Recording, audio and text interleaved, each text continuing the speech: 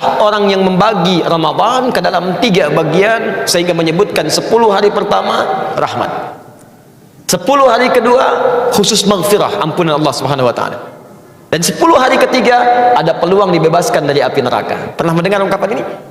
Nah, hadis ini diteliti oleh para pakar hadis, ahli-ahli di bidang hadis, dan menyimpulkan bahwa hadis ini bermasalah. Bahkan derajatnya ada yang menemukan bahwa sampai ke derajat hadis palsu, hadis maudhu. Tingkat dhaifnya tinggi. Paling minimal kata para ulama statusnya semi palsu. Ya, semi palsu, hadis matruk. Jadi ada 3M bermasalah. Kalau ada satu di antara 3 ini, maka hadisnya cenderung ditolak oleh para ulama. M yang pertama disebut dengan mungkar. Hadis yang diriwayatkan oleh orang yang tertuduh seringkali berbuat maksiat. Dia meriwayatkan hadis tapi terlihat suka berbuat salah. Ada yang mabuk, ada yang berselisih, maka hadisnya diingkari oleh para ulama. Ada yang kedua disebut dengan matruk namanya.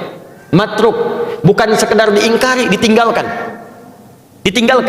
Nah, orang ini seringkali berbicara dusta sehingga tidak bisa dibedakan mana dusta, mana hadis yang keluar dari lisannya. Dan yang ketiga ini yang paling tinggi disebut dengan maudhu'. M yang ketiga, maudhu', yaitu hadis yang sengaja dipalsukan dan diatasnamakan pada Nabi sallallahu alaihi wasallam. Di antara golongan hadis maudhu', bahkan minimal matruk, adalah hadis yang menyebutkan awal pertama Ramadan rahmat, pertengahannya maghfirah, dan ujungnya pembebas dari neraka. Apa indikasinya? Satu, ini bertentangan langsung dengan hadis-hadis Nabi yang lain, yaitu yang sahih. Hadis-hadis sahih mengatakan semua Ramadan siang dan malamnya, pertama sampai akhirnya, itu berisi rahmat dan ampunan Allah Subhanahu wa taala. Jadi Nabi sendiri nggak pernah memisah-misah awal, akhir, pertengahan, tidak. Tapi kata beliau, Al-Bukhari nomor hadis 38, man shoma ramadhana imanan wa ihtisaban ghufira lahu ma taqaddama min dhanbi. Siapa yang puasa setiap hari Ramadan, setiap hari, awalnya, tengahnya, akhirnya, dilakukan karena Allah, ikhlas mengharap pahala, diampuni semua dosa-dosanya. Jadi sejak awal Ramadan ampunan sudah ada.